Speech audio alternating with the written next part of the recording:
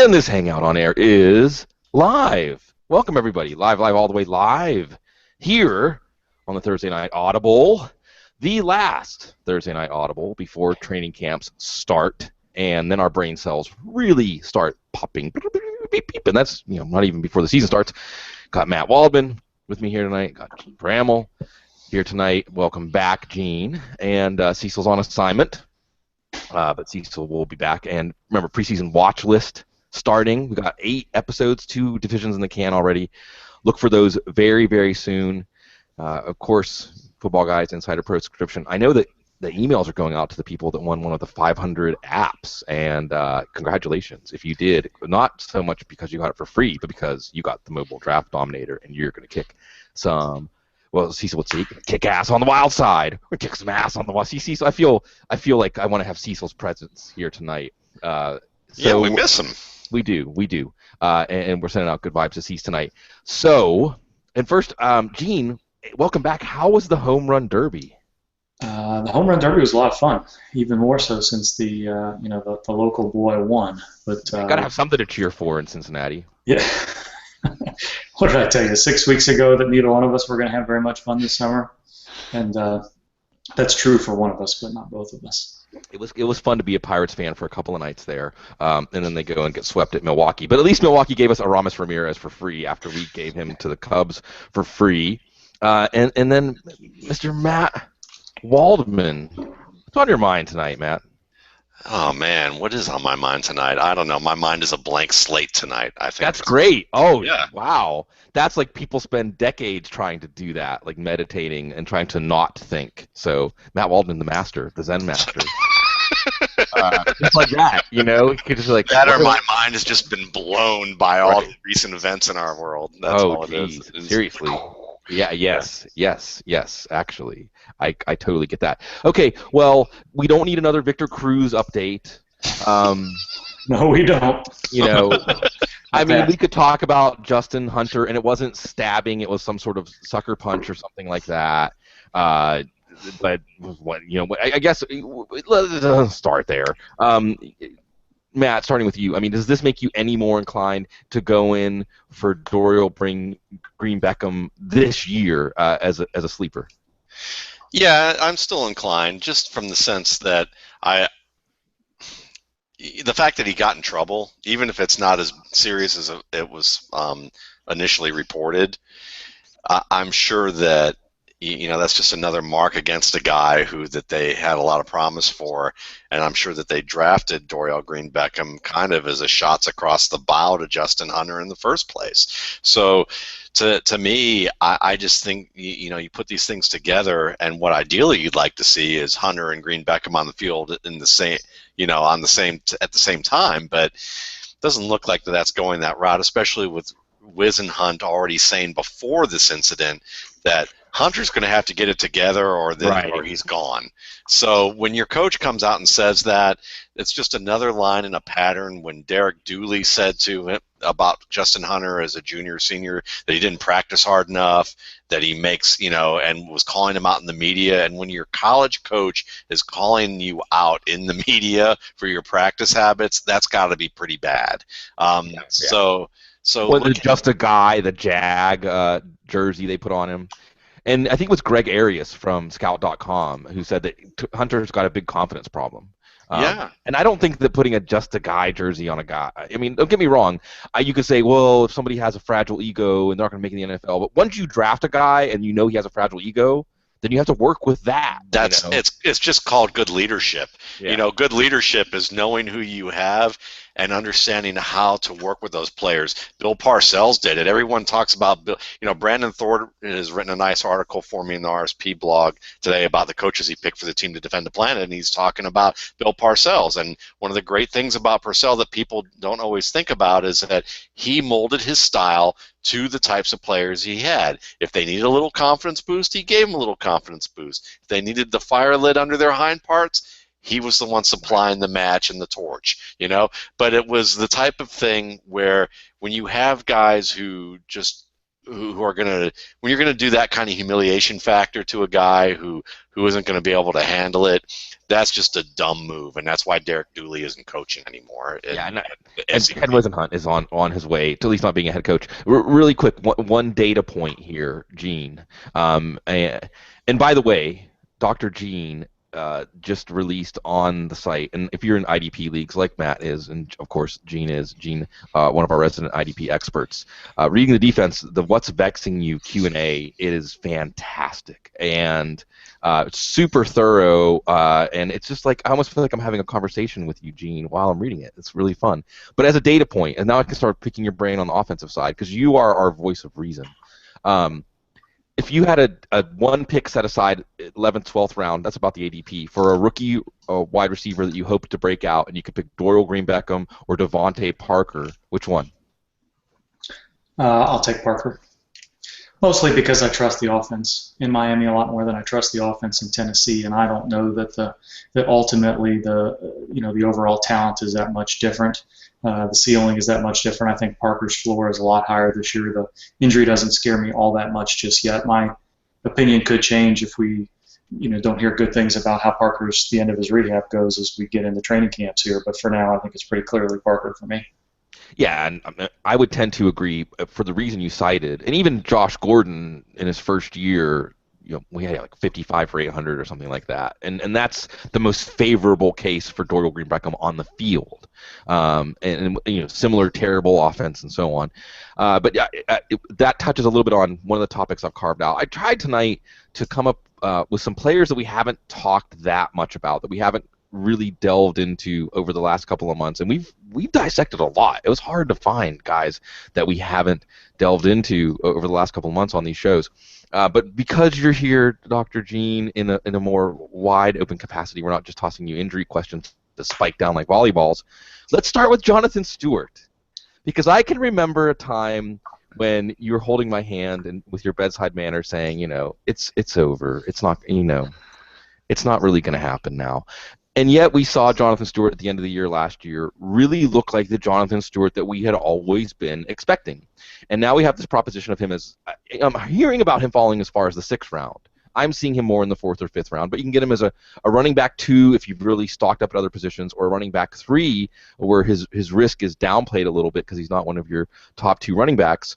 But it also feels like when I take him, and I have been taking him in some MFL 10s, like, am I moving on too quickly? Am I forgetting about that long hell that we lived with Jonathan Stewart? So where are you as Gene Bramall, the fantasy player, where are you at with Stewart right now going into this training camp season? Well, as a fantasy player, I think I'm where you guys are. I think that tier from, I don't know, maybe even consider Lamar Miller, C.J. Spiller. I'm just looking at my list here, all the way down through T.J. Yeldon and those types. I think, maybe you pick out a guy like a Melvin Gordon or a Alfred Morris or somebody that you decide you really like. But I don't have a problem with Jonathan Stewart being in that tier. But we never said that there was 100% certainty that Stewart would never recover. But it was a lower percentage chance than what we were comfortable with over the past couple of years, because we didn't like the ankle issues, we didn't like the Achilles issues, we weren't sure about some of the other things that were going on with him. And even last year, it wasn't until DeAngelo Williams had some problems that they were willing to give him the ball a little bit more. And looking at the depth chart, I think this is the first time in a long time that you've been comfortable with anything other than a running back by committee in Carolina. So knowing that the Panthers aren't unwilling to give their running backs the ball. The fact was, you just weren't sure if either one of them was going to get 14 or 15 carries or more, and that really depressed their value. That depth chart is different this year, and it's kind of pick your poison in that late 3rd round all the way through the 6th round. And if Jonathan Stewart is a talent you like, and you're reassured with how last year went, and I think you can be. There's no guarantee, as we've said many, many times, any of those issues could crop back up on Stewart this year. Then I think you go ahead and elevate him into that range. We're seeing lots of guys change value. It seems like I'm just starting to get into the mock drafts now, and hearing you guys talk about players like Andre Johnson and Allen Robinson and C.J. Spiller and Jonathan Stewart and Frank Gore and so many others, where you were getting them a month ago is so much different than where I'm seeing Yeah. them go just in the past couple of mock drafts I've done in these couple of weeks. And as you know, we're pretty fond of saying as we get closer and closer to the end of August, ADP is a guide, but it's not gospel, so to speak. And there's a couple of rounds of leeway once you get into the third and fourth round. And there's no sense in hoping that you can get a guy in the fifth and sixth if you like him that much. Go ahead and take him in the fourth. And I know, Bloom, you were having a conversation about that on Twitter today. Be willing to take the guys that you have at the top of those tiers a round or so earlier than what their ADP may suggest, so that you don't lose them. And if Jonathan Stewart falls into that category, I'm not going to talk you out of him. Well, and what I get out of this that's important is, and I think you're right to say that, and I don't want to act like Gene said, it's over, he's done, his career's done, but it was kind of like we've seen year after year of a sample of what happens to Jonathan Stewart when he plays in the NFL. So why do we expect the next iteration to be different? And the cumulative effect of all those things matters. Yeah, what I've said is, you're looking at a 27, 28-year-old with the legs of a 30 or 31-year-old, and that does not mean that he can't be productive any longer. You can look at, we got Adrian Peterson going in the top three, arguably, at his age, and there are some other guys. Justin Forsett does nothing but climb the ADP ranks, and he's 29 or 30, I'm pretty sure. So that doesn't rule out Jonathan Stewart. And now that you've seen the same thing, you can translate the same conversations we had with Jay Ajayi earlier this year. Just because he's got a potentially chronic condition in his legs does not mean that this year is going to be a total bust for him. He's a higher relative risk. It maybe some of the other guys on that tier. But what are you going to say about Andre Ellington? What are you going to say about Todd Gurley? Sure. What can you say about Joique Bell, Frank Gore, Rashad Jennings? All these guys that are around that area have similar issues, and we've always been a fan of Jonathan Stewart's talent. And if he has somehow now overcome enough of those chronic injury issues that he's going to go into the season fully healthy for the first time and who knows when, then I think he does belong in that ADP range. And with a full workload for the first time, no qualifier, right. Just for the first time. And what I like is that for all the times that we've asked you desperately about Jonathan Stewart, like, please tell us there's hope, and you were always advising caution correctly. Now that it's time to potentially take him in the fourth or fifth round, I don't hear that much hesitation in your voice, so I like that. And going back to the ADP point really quickly, if you are a slave to ADP, and Matt, you've done great work over the years telling people, like, ADP is kind of, I don't know, it's kind of weak sauce if you're really super aware of it during your draft. Because if you try to do like a value perspective, like I want picks that are values according to ADP, then you're basically letting your league pick your team, because you're always going to take the players that they're passing on. You're drafting to look good. You're drafting to look good rather than to win. Yeah, or having stances on players, because like Gene brought up the conversation I was having with someone earlier today, because Matt Harmon, our good friend, Peaches, as we like to call him,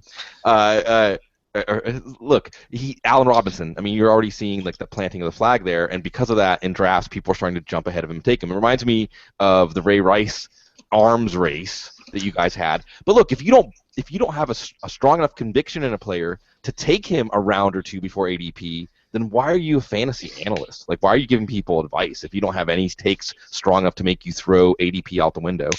But going back to the topic at hand here, Matt, Jonathan Stewart, I mean, when you get to that fork in the road, it's Jonathan Stewart, or, we'll talk maybe about TJ Yeldon a little bit later. That's someone going around the same range. Or Jonathan Stewart and taking a chance on Amir Abdullah or so on. Where are you at this point? Are you willing to buy a ticket on the Jonathan Stewart Express?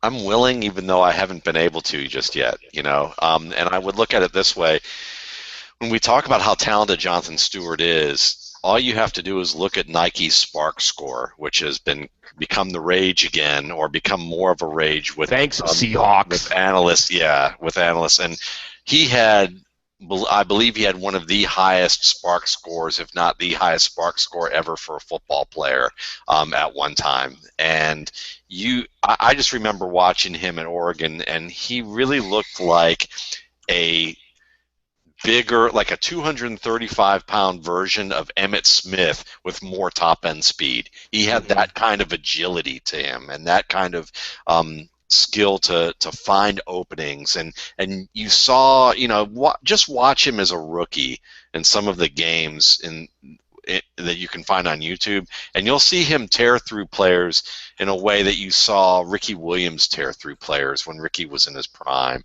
or Adrian Peterson at his best, or Larry Johnson at his best, or any of these backs who've been studs for a year or two or longer. So I think that from that standpoint, I've been leery of him this year a little bit, but it's nice to hear Gene talk about it from this perspective. And I did like that when he did get hurt last year, he came back, and he actually looked good coming back, and it looked like a pretty bad injury at first when he got bent back with his knee the way he did on that Sunday Night Football game. I think it was against the Chiefs. But I liked seeing that he came back and that he seems not to be worse for the wear. No. And even when you talk about offensive line play, of course, Carolina, you have to think about them and go, that could be a bad factor. But he looked pretty good against with a worse offensive line last year, and great running backs or players who can be potentially great often make their offensive lines better or make them look better. So I'm aboard this train. I think he's a guy that I would probably revise a little bit in my rankings and be a little more confident with him moving forward. And like you point out that at the end of the year last year, all of our visions, because you're right, go back and watch Stewart in Oregon. I'll always remember that play, Matt, when he made a catch like 20 or 25 yards downfield, when he went skied above his head with those running back shoulder pads, that you shouldn't even be able to do that. Your arm shouldn't be able to extend above you like a wide receiver. And this is like a 5'10", 220-pound, 225-pound running back looking like a wide receiver over the middle. He has the ideal, truly, like the ideal running back build, that low, compact center of gravity. He's able to have great balance. He can and jump power. Yeah. When Jamal Anderson was great because not only was he powerful, but he was agile enough to make those types of juice in cuts. his legs. Yes. Yeah, he's got that low center of gravity and compact build and power, and he will take guys on in the hole. But he's got juice in his legs too. He's got burst, and it was still there. It was. When you watched him at the end of the year last year, it was like, that's the Jonathan Stewart we've been waiting for. I suppose that's why that intuition, that the infinite calculations at the moment that you click accept on the trade or start a player or draft a player doesn't tell you to say no to Jonathan Stewart. I want to ask you one more, Gene, in that vein, and the name's already come up, and we talked about him a little bit on the couch last night. In a similar vein, too, in the way that we've had enough experiences with C.J. Spiller that, once he's dinged, he's not one of these guys who, he'll just play through it, you won't even notice it, or he won't, it doesn't matter if he aggravates it, he'll grit his teeth, it won't affect him or it won't sideline him. He seems like the kind of guy that once he's on the injury report, you don't know when we're going to get the great C.J. Spiller back, but we have seen the great C.J. Spiller for an entire season under Chan Gailey, and now there's just a blurb today. I think one of the beat writers says 60-plus receptions. Like that even feels maybe a little bit conservative after what we saw from Darren Sproles. And C.J. Spiller is going to cost a little bit more than Jonathan Stewart because he has that demonstrated top 5 running back upside, and everybody's clued in that there's targets to be had in New Orleans, but there's still. If it's week 3 or week 4 and he limps off the field with an ankle and then he's not the same until like week 10 and by then you don't trust him and so on, everyone's like, so what did you expect, C.J. Spiller? You're going to feel stupid. The same way you'll feel stupid if the same thing happens to Stewart that happened every year up until the end of the season last year. Where are you at on Spiller right now, the proposition of in a PPR league spending a 3rd or 4th round pick on him? First of all, am I outside of the well now? You're good. Do I sound better than before? Just upgraded my PC, and I thought I'd fix that issue, so sorry about that. I'm not even sure how that microphone way over there picked up my voice. So I think part of C.J. Spiller's issue was continually trying to play through those injuries. He'd limp off, and maybe he'd miss some time, but it seemed like I don't know if there's enough data there to say that was a Buffalo issue. We saw Fred Jackson try to come back a little bit soon. We'd seen Sammy Watkins try to play through injuries. Maybe there was a culture in which those players, young and veteran alike, tried to play through a little bit. I don't have anything specific, in the same way we'd say that Green Bay has a conservative medical staff, that we can say that with as much certainty as in Buffalo as I did with Green Bay. But there may be part of that there. And I don't know that New Orleans is that culture. We've seen Jimmy Graham sit out when needed. We've seen Marcus Colston sit out when needed. So, maybe what should have been a 2 or 3 week injury for Spiller became an 8 to 10 week injury, whereas if he would have just sat out a week, it would have been a little bit better. But I think we're drafting C.J. Spiller on opportunity and projection more than anything else, and that's not going to change. And it's not going to be the same situation where we're expecting him to get, 18 to 22 touches a week. It's going to be an 8 to 15 touch situation where you hope that those, especially in PPR leagues, which is where you're looking at him primarily, that those touches are going to be a little bit more valuable, because if you're expecting him to take over for Mark Ingram in any way, that's just not going to happen. He's going to be, as you mentioned, you put him in the same category as Darren Sproles. But Spiller's got that. We did draft in the 3rd round when he was in that role. Right. So I'm not concerned. I haven't heard anything that makes me think that Spiller is any more of an injury risk than he would be in any other year.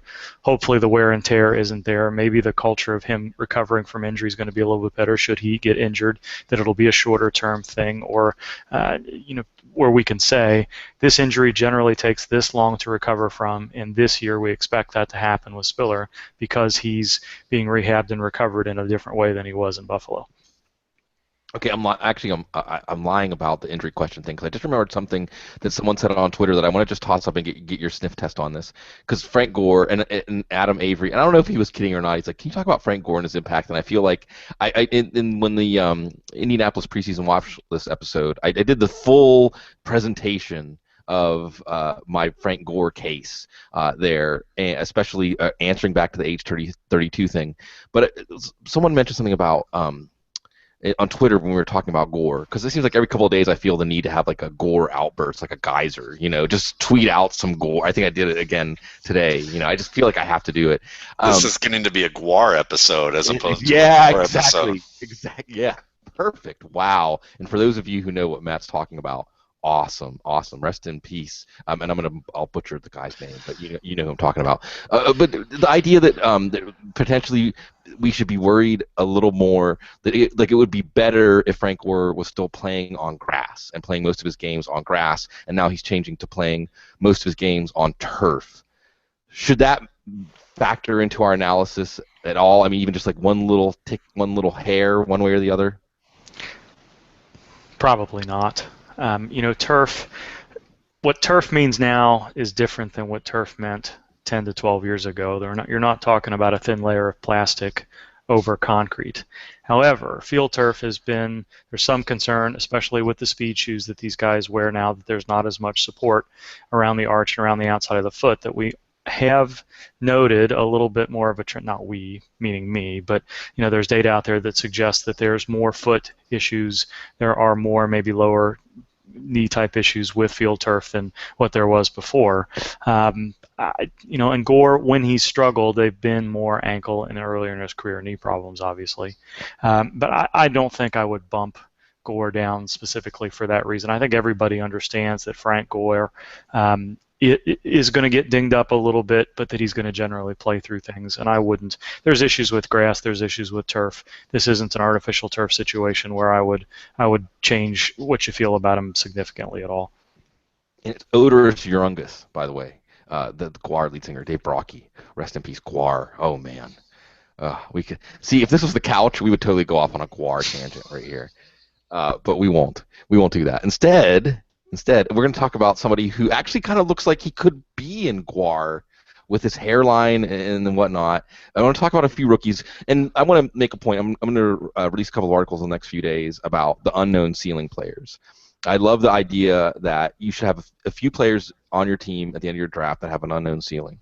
And rookies are the most obvious of the unknown ceiling group because they're rookies. We haven't seen them in the NFL yet. And last year used to be when us old men were playing fantasy football 10 or 15 years ago, it was running backs. Every year there was going to be a top 10 running back that was a rookie, and in your draft you were putting your brain power into trying to figure out, was it going to be LaDainian Tomlinson or Michael Bennett? And every year you would do that debate of which rookie running back are Ricky you willing. Williams or Edgerrin James. Right. And you're going to spend a second or a third round pick on a rookie running back. That's how it was back before PPR was prevalent and things like that.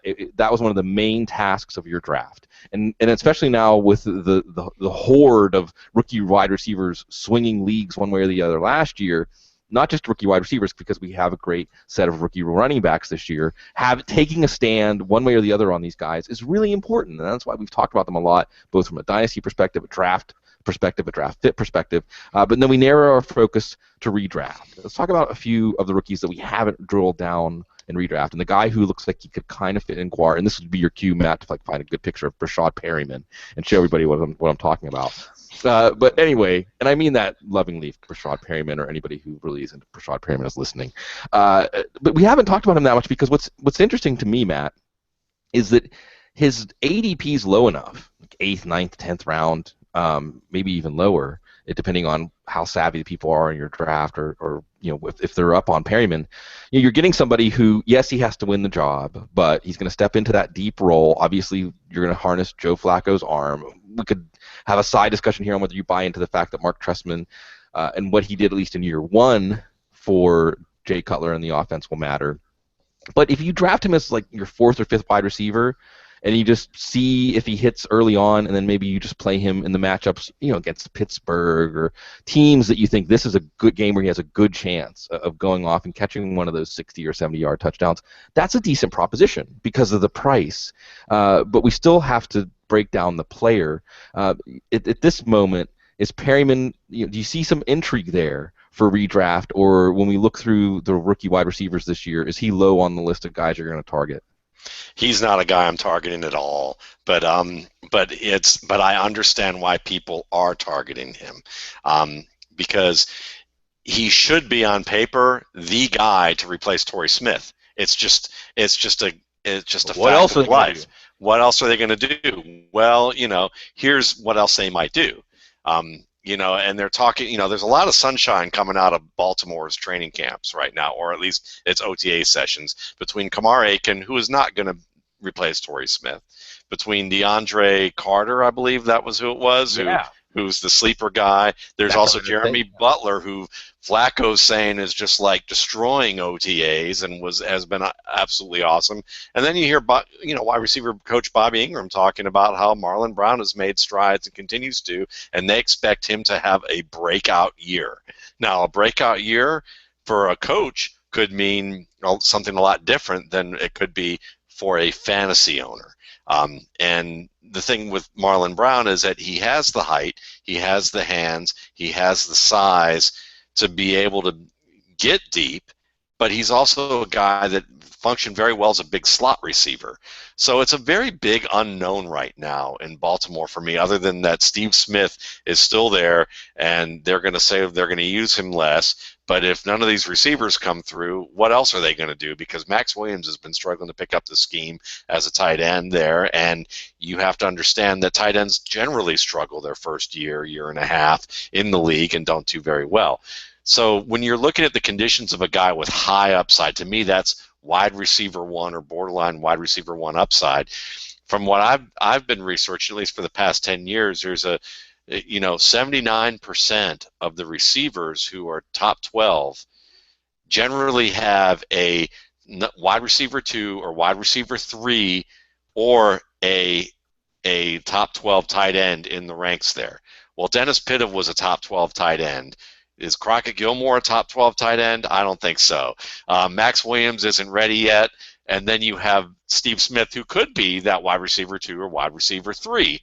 But, if they want to use him less, it doesn't sound all that great. So looking at that all together, it doesn't look like the scenario where I would feel comfortable placing my marker on one guy. And if I am going to place my marker on one guy, I'd rather wait till round 23, round 20, however long your draft is, wait till the end and pick up Marlon Brown, because that's the guy who Flacco had a great connection with in the red zone 2 years ago, and he was a really high-end get for the Georgia Bulldogs, who just never really panned out because he got hurt. when he was starting to come on, and they had AJ Green, so he was kind of playing the same position of AJ Green, so he was playing behind AJ Green for a number of years. And it's no shame to be behind AJ Green in the SEC as a high-end recruit. So I'm still kind of holding out hope for Marlon Brown here. And with Brashad Perriman, I don't like the routes he runs. I think that he's not disciplined enough. You can look at the RSP film room to see some of these where he doesn't break his routes in the correct way that you need him to make runs after the catch and maximize that great speed that he showed in workouts. He drops passes. He doesn't use great hand position all the time. He's still dealing with drops right now. If you're still dealing with drops at this stage, that tells you that he's probably in for an up and down season right now. It doesn't mean he won't be good. It doesn't mean that he won't develop into a fine player, but I think he's going to need a little bit longer development track than what people are hoping for and trying to insert in there because they saw 4.2 whatever 40 and saw some highlights and they're absolutely enamored. No, I hear you, and it's funny because I mentioned that 28-round draft and how there were players I wanted to take that I couldn't. Marlon Brown was one of them. I think he actually went in the 28th round before I had a chance to take him because I think I got Perryman in like the 11th, and Perryman as a best ball proposition is better than as a redraft proposition. Yes. And I liked the idea of Marlon Brown as a hedge against Perryman, as the guy, as you said, like if Perryman stubs his toe. Then Brown, not so much as a deep threat, but as a more emphasized threat. But you're right. All of the things you're saying about Perryman and all the finer parts, all the skills, they're not really there. I'm just talking about drafting Perryman to flex or start him as your wide receiver 3 in games like the Oakland game, the Pittsburgh games, the Jacksonville game, maybe the St. Louis game. I'd rather see. That's my thing. I'd rather at that round. I'd rather be taking guys like Isaiah Crowell, Rashad Jennings, LeGarrette Blount, maybe Devonta Freeman if he holds on to that job, or Dick Johnson. And heck, I can pick Dwayne Bowe up like several rounds later, who's going to be the guy. And maybe he's not nearly, people are going to go, oh, I don't want Dwayne Bowe, but Dwayne Bowe in an offense where he's going to be the number one receiver and he's got a quarterback who's going to be willing to throw it up for grabs on 50-50 passes more often than Alex Smith, because Josh McCown did that with Vincent Jackson and Mike Evans last year. Maybe he wasn't great at it enough to get bumped out of town for Jameis Winston, but he was certainly good enough to make Mike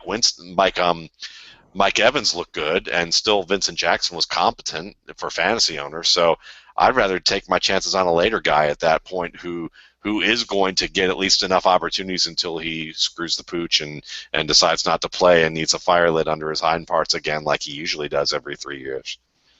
All right, Gene, you can talk as much or as little about Brashad Perriman as you want because we haven't necessarily gotten a lot of your offensive side of the ball takes. So I'm really going to open up the subject wider for you and say just who are a rookie or two that has caught your eye at this early juncture for rookies to target in redraft leagues? I don't have too much more to say on Perriman other than I fall somewhere between the two of you, which is I'll accept Perriman as my wide receiver 5 in a redraft league. Best ball, it's a totally different situation. Maybe I take a chance on him at 4. But there's a lot of other wide receivers in that range that I'm just as happy with, so there's no sense in reaching ahead of whatever his ADP may be rising to at this particular point. I think Duke Johnson is the guy that catches my eye. It seems like Amir Abdullah has been climbing up boards. Tevin Coleman and TJ Yeldon are kind of where they're going to be. If I can get Abdullah a little bit later, that's what I'd like to do. Duke Johnson goes a couple of rounds after that generally. He seems to be going a little bit higher than I've been expecting him to go, but I think those are the two that I'm more likely to maybe outdraft ADP by half a round or more than the other guys. I don't know that there's a wide receiver that's attracted my vision. I'm simply because I tend to be Jarvis Landry and Kenny Stills are kind of catching my eye a little bit sooner than where I'd come back to Devontae Parker. In a lot of these mock drafts, I'm not too excited about taking 2 Miami receivers. So that's kind of it's. I've not been in a situation where Parker has made a lot of sense, and I don't know that there are any other wide receivers that jump. And for the reasons that Matt mentioned, Max Williams is really not on my radar at all. So it seems to be for me Abdullah and Johnson that are players that, not because they're rookies necessarily, but of the rookies that are there are guys that are falling in my tiers right around where their ADP makes sense for me. and going back to Baltimore really quickly and Steve Smith, because there really is a question about Baltimore this year. Like, who's Justin Forsett? Okay, we established that. We talked about Justin Forsett on the couch last night. Check it out. But after that, like, either are you projecting for the passing balloon just to be kind of small, which might be the right angle. Just that Joe Flacco this year is going to pass, for under 3,500 yards after not being under 3,500 yards since his rookie year. He's going to take a step back to like a very modest passer, or is there going to be somebody to unearth here? And Steve Smith, what really bothers me about Steve Smith, and this is one of the benefits of doing weekly projections in season, is you really have a sense of the ups and downs and the momentum or lack of momentum a player can build. And we all remember Steve Smith going back to Carolina and showing them what's up with his 7 for 139 and 2 game. But I'm just going to read off his stat lines after that. That was in week 4, so starting in week 5. 5 for 34. Now they went to Tampa Bay, and that's when Joe Flacco threw, 5 touchdowns in the first quarter or something like that? 5 for 110 and a touchdown. Cool. 3 for 67, 3 for 35, 5 for 36, 3 for 17, 4 for 89 and a touchdown against New Orleans. Nice. Now, if you were really starting him after a 3 for 67, a 3 for 35, a 5 for 36, and a 3 for 17, and you caught that 4 for 89 and 1, congratulations, because I would not have had the guts to start him. I'm sure I wasn't recommending for people to start him.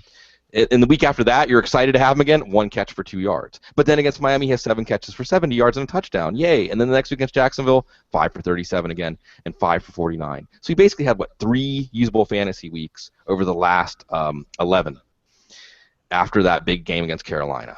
And I don't know why it's going to get any better this year. Like Matt said, they're talking about scaling him back. So I love Steve Smith, but we experienced Steve Smith last year. So, were you gonna say something, Matt? Yeah, I mean, I wonder if it's a function of the offense and them trying to find an identity where he doesn't need to be the man.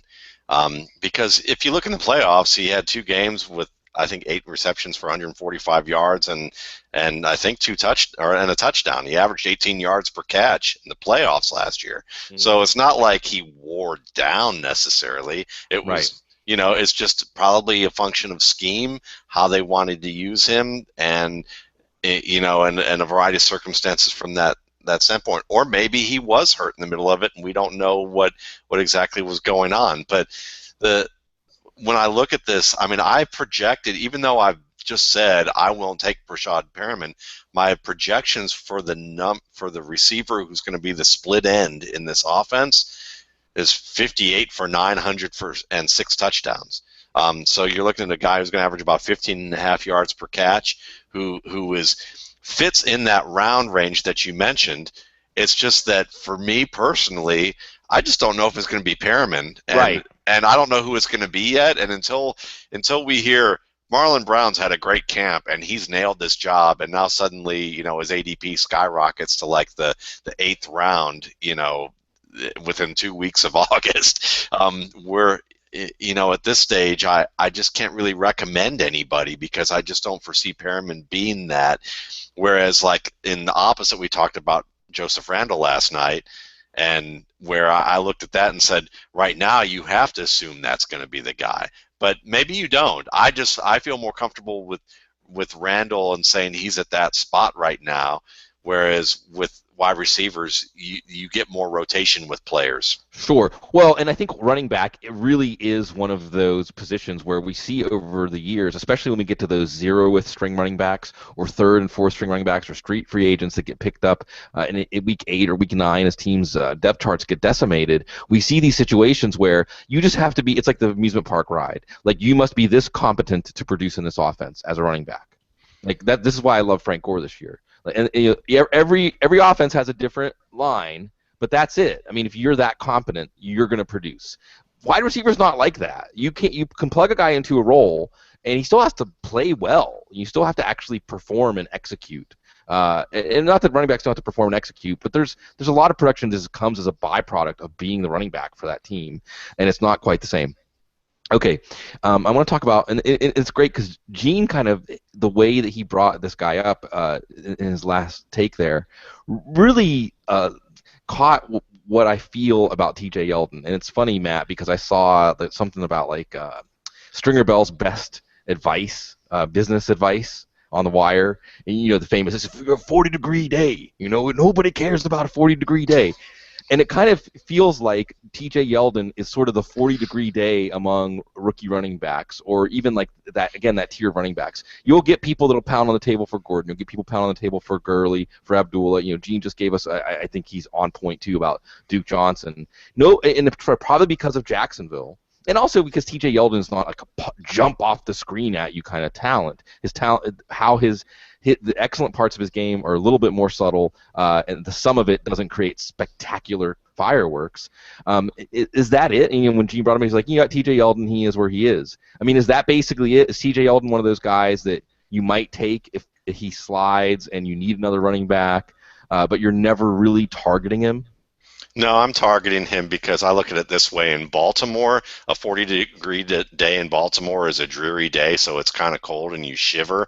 But in Jacksonville, it's sunny, so it actually feels a little bit better as a 40-degree day because you got the sun beating down on you. So I'm a little more sunny on T.J. Yeldon because I look at backs a little bit differently, and if I'm right about it this year, and I could very well be wrong about this, but I've used T.J. Yeldon to at least 3 people this year as a teaching example to contrast between a good running back who is consistent and has integrated his eyes, his mind, and his feet compared to a guy like Tevin Coleman, who I feel like is more inconsistent, but more dazzling. Yeah. So he's that guy that people get so excited about because he's that, he's that German sports car that has lots of maintenance issues, as opposed to maybe, a Japanese car that happens to be ultra reliable but may not have that high-end speed that you're looking for. And to me, with Yeldon, because he's such a smart runner, and you got to remember, early in his career, people thought T.J. Yeldon and Todd Gurley were kind of neck and neck when you talk about them as prospects. But then, you bring in Derrick Henry, another big, tall, fast guy, and you platoon T.J. Yeldon with Derrick Henry because, Nick Saban's got to promise playing time to some of these high-end prospects. It's not so much that Derrick Henry is so much better as much as it is we've got to get these guys on the field and platoon them, and it also keeps them healthy, and it gives them a chance to, again, stay healthy for the pros because he's selling the the next step to become a pro to all these top prospects to come play for him at Alabama. But people look at that and they misinterpret and say, he's really not that good. Look, Derrick Henry was starting over him. Derrick Henry was playing more and took some of his playing time away, when in fact that's not really the case. I mean, Eddie Lacy was a bit player to Trent Richardson. You can go back. Yeah. It's like the Russian nesting dolls, Yeah, I mean, we can look at the Miami Hurricanes, of all the Gore, Portis, Edgerrin James. Even Pitt had a little bit of that for a while. Yeah. There were guys that were sitting at Pitt because Pitt had a great string of wide receivers and running backs anyway. Yeah. I mean, everyone's certainly. I'm sure there were lots of people saying Najee Davenport is so much better than Clinton Portis or Edgerrin James right now, and we know what we remember Najee Davenport for. So at this stage, I don't think T.J. Yeldon is Najee Davenport. I think that what you're going to get out of him is probably going to be less. Yeah, I've got him projected conservatively at probably 4.1 yards per carry. So he's, just under 1,000 yards and probably about 30 receptions, which is more than what people would project because of Denard Robinson. But he's picking up the system quick. He's smart. He's skilled. I think that he's the type of player that will make that offensive line a little better. They won't have to be as complicated about what they do, won't have to create so many plays to get him into space in the way that they did with Denard Robinson, who did a great job, translating his skills and learning the running back position. A ton of credit for him to be able to do that. But Yeldon is a much more accomplished runner conceptually, and I think it's going to show up. He's not going to be the next Corey Dillon bursting on the scene for the Bengals in that sense, but I think that he's kind of more of an older version of Corey Dillon, kind of like that banger with good feet who can, find openings that you saw even later in his career with the Patriots. And I think that his upside is double-digit touchdowns this year. and that's why I'm still taking the chance on him as maybe your third running back or your first running back in a block of mid-round backs. So what's his ADP right now? Like late fourth, early fifth, yeah. Which is early running back 3. Yeah. I mean, that's what I'm saying. He's kind of that's where he is. It's not that necessarily that any of us are down on Yeldon. Yeah. Even he's about where he should be. Double-digit touchdown seems. I don't know how Jacksonville offense supports. Well, that's it, right? Double-digit touchdowns for Yeldon. So where's the ceiling? And when I'm talking about Yeldon versus Abdullah versus Johnson, Abdullah seems to be going a couple of rounds later, and maybe Abdullah's ceiling is nearer to Yeldon's floor, but it's just a matter of I'm going to have a hard time taking T.J. Yeldon in the 4th and early 5th round, even as a running back 3, just because of what you can get at the wide receiver position, or maybe a quarterback falls to you there. I wouldn't necessarily say that I'm down on Yeldon or I don't appreciate his talent, but you do have to. No, I think a lot of his ceiling is baked into an ADP in the 5th round. Sorry, Matt, I don't want to cut you off. I'll give you the floor again. Gene, I mean, your very level, sort of emotionless take on him, I think encapsulates it perfectly, because it's like, yep, that's about what he's worth. And I found myself taking Yeldon, like in the Roto World IDP mock we're doing right now. Like, if he's the last running back in that tier left, and I need a running back too, I will take Yeldon. I'm not running to get him. I'm not drafting him before his ADP, but I still acknowledge that he's worth his ADP. But that's the whole 40-degree day thing comes in. Like, he doesn't make you feel anything either way. Like, he's not a great value. He's not somebody that you're running from like that. And it's because and I agree that the reservation is Jacksonville. Like, if Jacksonville outperforms expectations and is competitive in 11, 12 of their games and wins 6 or 7 of them this year, Yeldon's going to end up being a good pick. And go ahead, Matt. Okay, and I think that Gene's reply to this is a good thing for me to mention 2 things. One is that I need to make sure I mention my context better.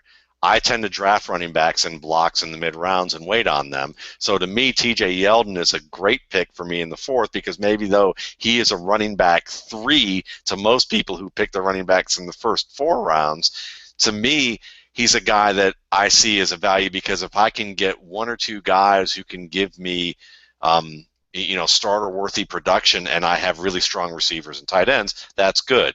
But to also counter the argument and make an attempt to counter the argument about Jacksonville and double-digit touchdowns, here's why I see it that way. Allen Robinson, everyone I think universally sees him as a value, as far as, around here, that we see him as a potential value. I think that Allen Hurns did enough, even as a rookie, to show some signs that he is capable of being a factor. Rashad Green, the rookie, has really done a good job picking up the offense and being a nice slot option who might be more.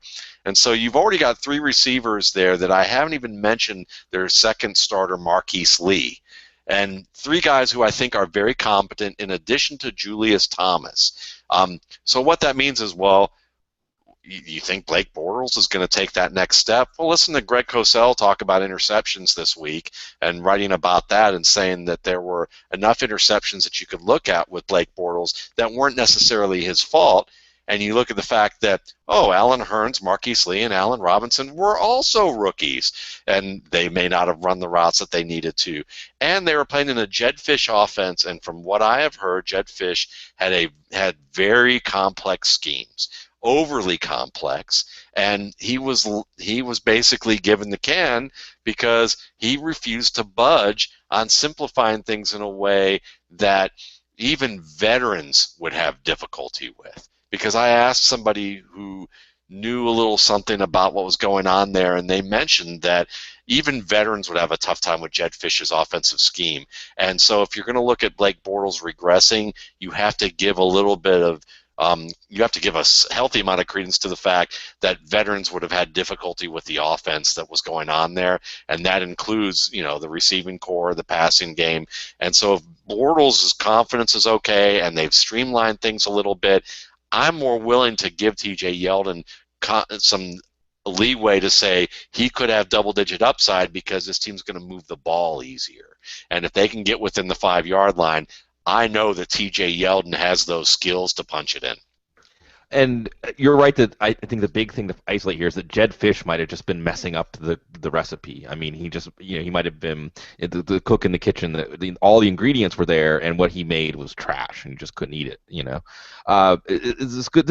But these are all the things that we want to think about. So as we get more news from training camp, as we watch preseason, as we see the scheme installs for these new offensive coordinators, defensive coordinators, head coaches, and so on, we can put this stuff in context. One more 40-degree day type player.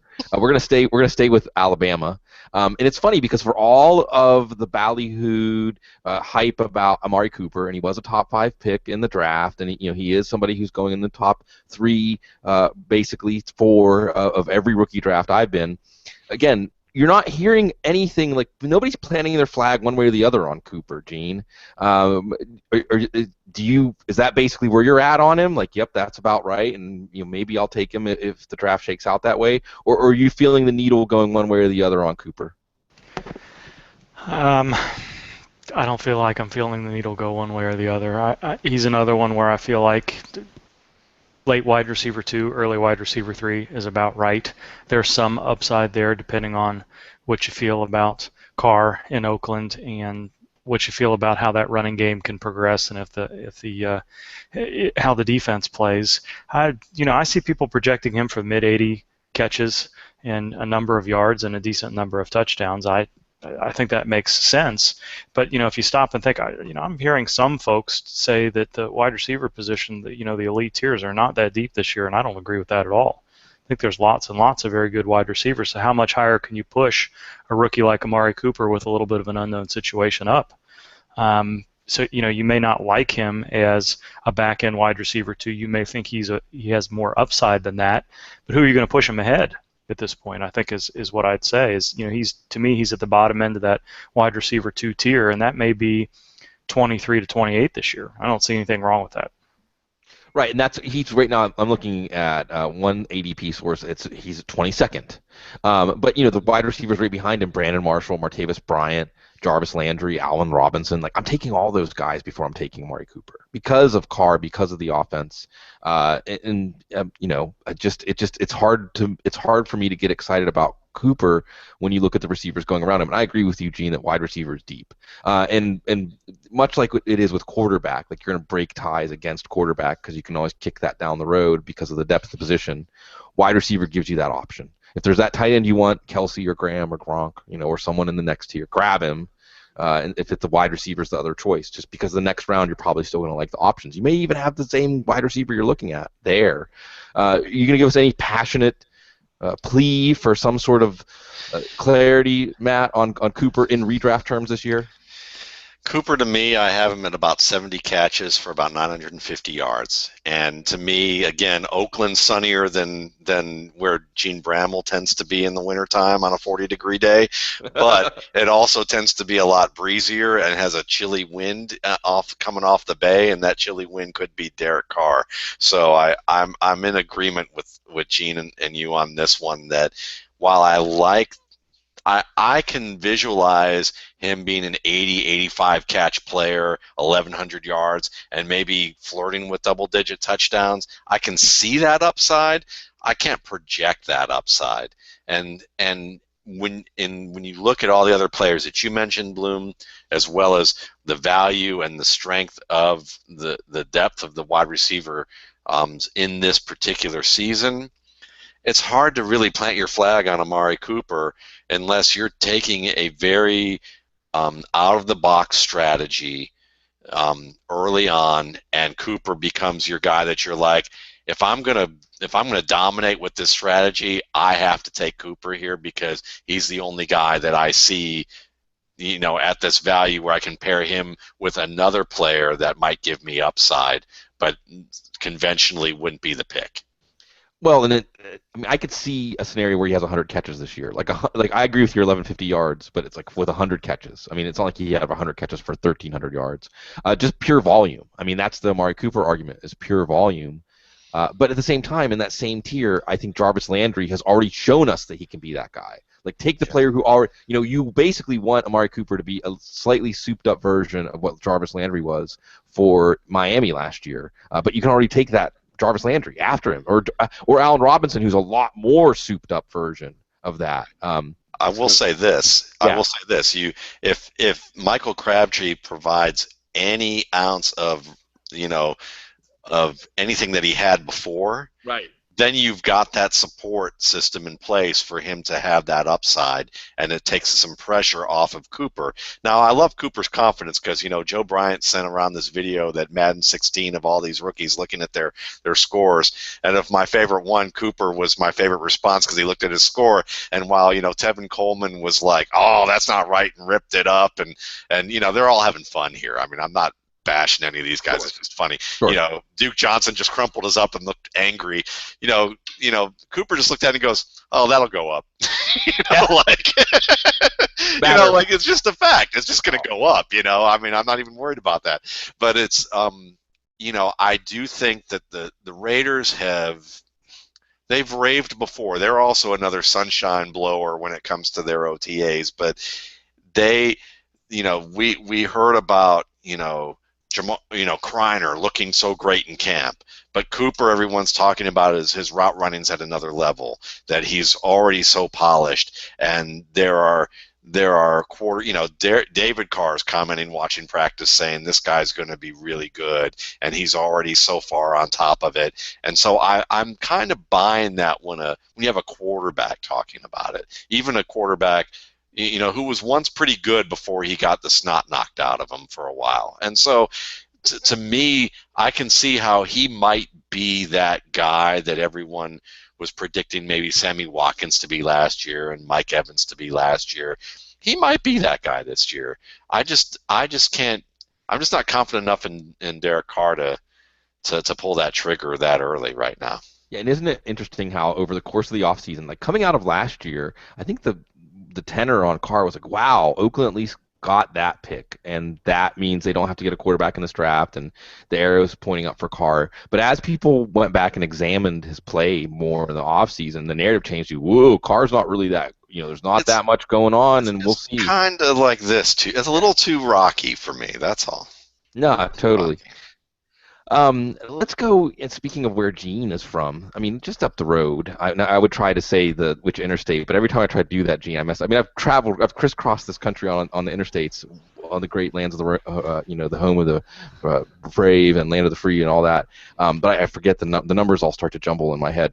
But just up the road from you, or down the road from you. Let's start down the road from you, in Cincinnati. We haven't really talked that much about Andy Dalton, because what's interesting here is Andy Dalton was a top 5 quarterback 2 years ago. Now Jay Gruden's not there anymore, and so on and so forth. And last year his targets fell very quickly, one by one. Eifert, boom. Yeah. Marvin Jones, boom. A.J. Green even, boom, missing some games, banged up.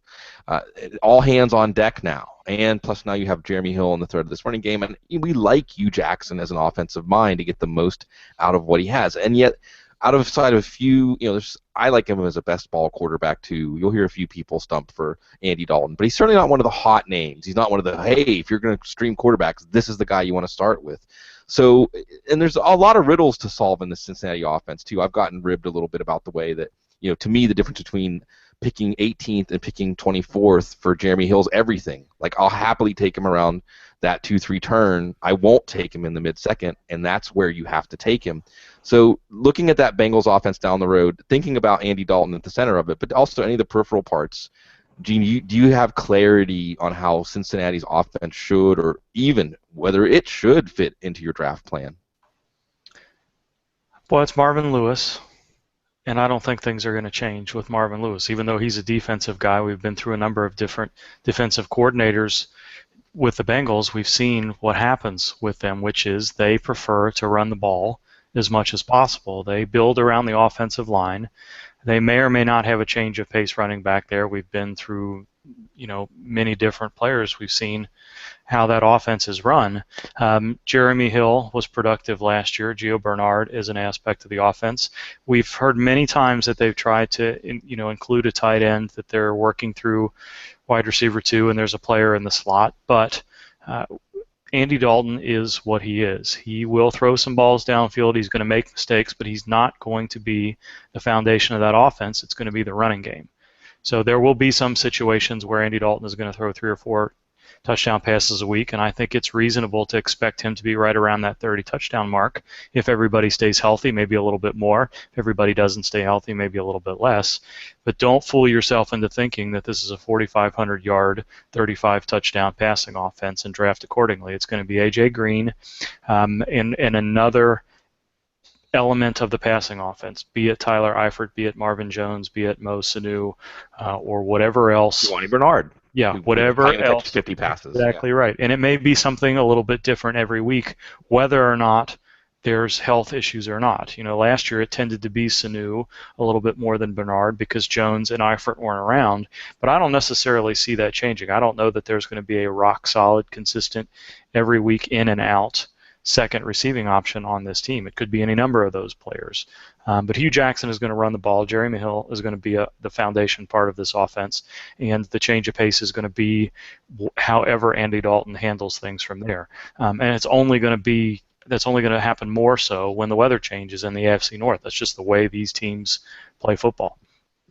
Lots of weather talk for the summer. It's like 100 degrees with a heat index of 109 here. So we need to. I like talking about 40-degree days. I guess I need to cool myself off.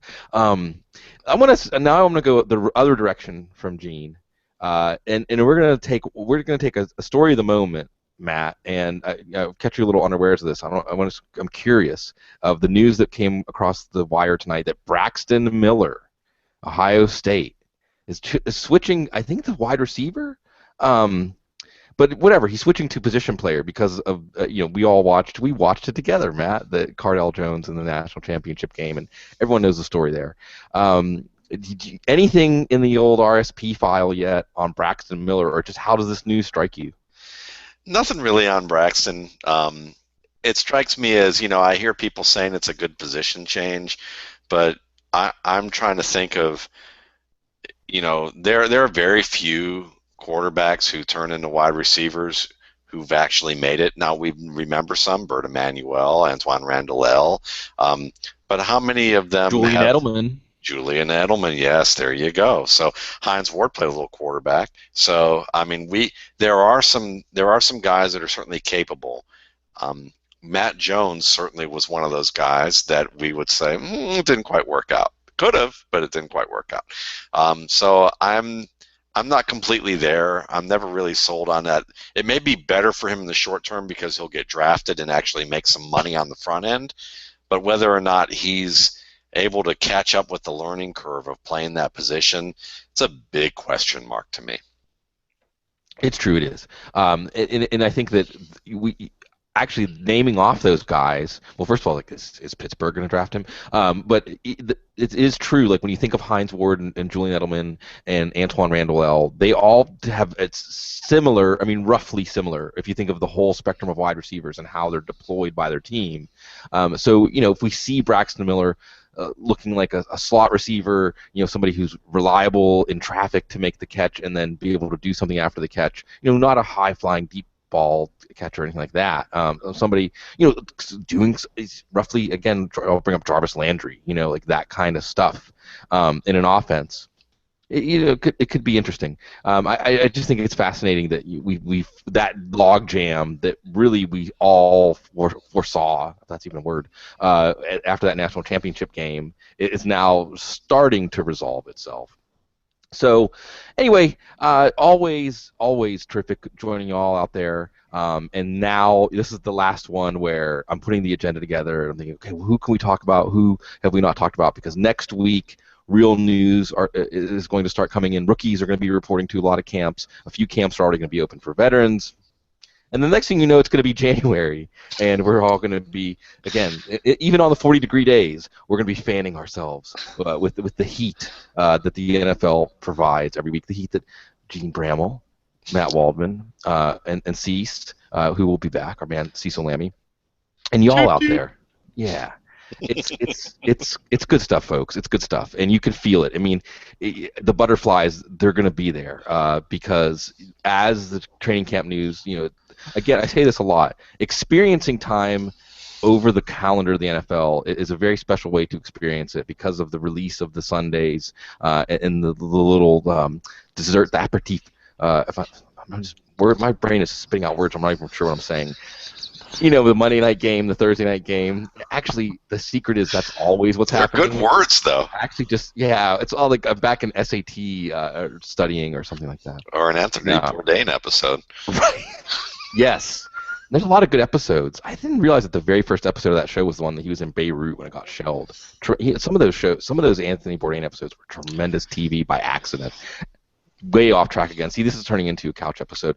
But the point is that we all get to experience that way that the ebb and flow of the NFL season pulls us along and pushes us. It's a wonderful thing. It's a wonderful thing to experience with these guys and you all out there. And we're going to be here every Thursday doing it, and also Mondays and Tuesdays and Wednesdays. And that's why you love it. That's why we love you, because you encourage us and you keep us going. So thank you for that. Thank you for always staying classy.